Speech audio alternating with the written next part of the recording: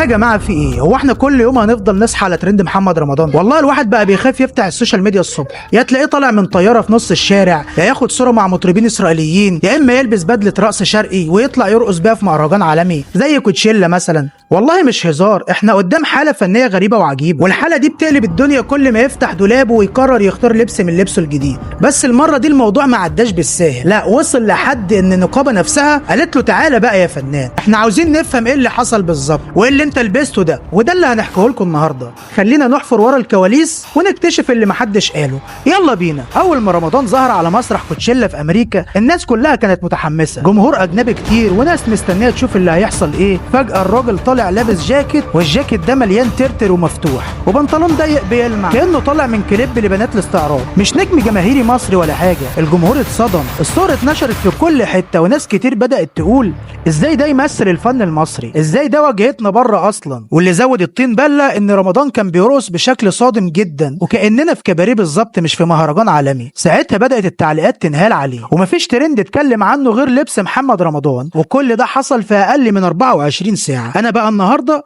جايب لك الخلاصه. يعني اللي حصل بعد كده كان مفاجأة حقيقية. نقابة المهن التمثيلية قررت تتدخل بشكل رسمي، وقالت انها هتحقق مع رمضان بسبب ظهوره بالشكل ده، لان ده لا يليق بالفنانين المصريين ولا يمثل صورة مصر الثقافية ولا حتى الفنية. وده تصريح رسمي بالمناسبة. وبدأ الكل يتساءل، هو رمضان هيواجه عقوبة ولا لا؟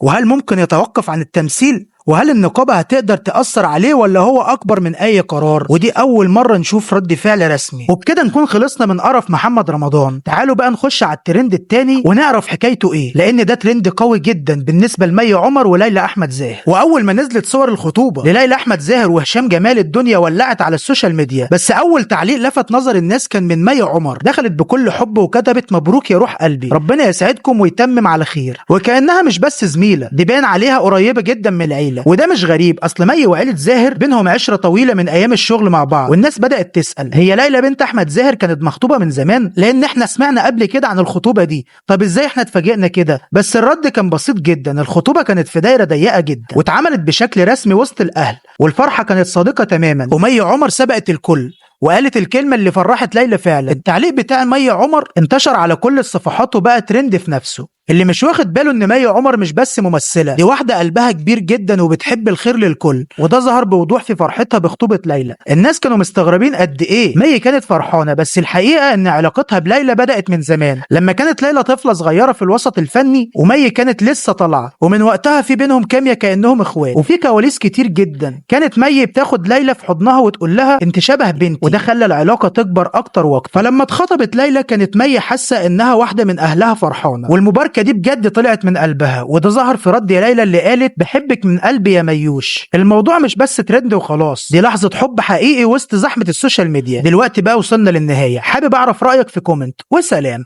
صحيح على كتاب الله وسنة الرسول صلى الله عليه وسلم، وعلى الصداقة المسمى بيننا، عاجله وآجله، وأمام الشهود وجميع الحضور، والله تعالى خير الشاهدين.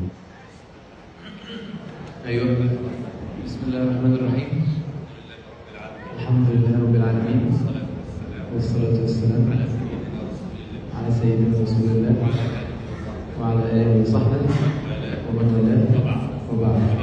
فإني استغفرت الله العظيم وتوكلت عليه وقبلت الزواج من موكلتك وكريمتك وآمنتك في هذا العقد، ابنتك الآنسة ليلى أحمد زاهر الفكر الرشيد المسلمة. قبلت زواجها بنفسي وبنفسي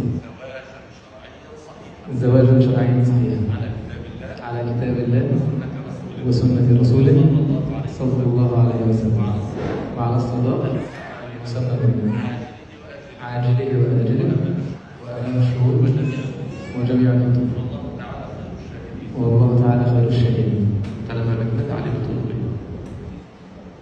لا النهارده طلع مع أحمد ولا حاجة.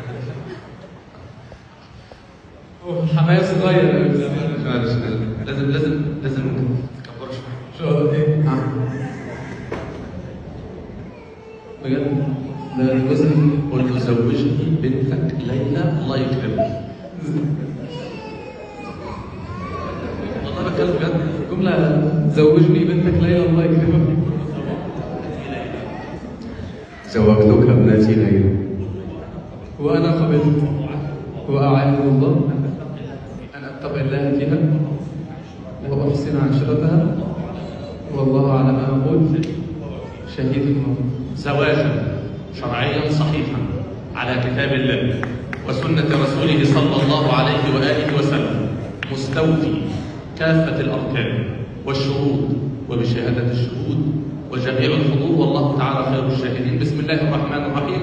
إن الذين يبايعونك إنما يبايعون الله يد الله فوق أيديهم فمن نكث فإنما ينكث على نفسه ومن أوفى بما عاهد عليه الله فسيؤتيه أجرا عظيما. صدق الله العظيم. يلا يا حضرات كلنا نقول للعروسين زي ما اتعلمنا من سيدنا النبي: بارك الله لكم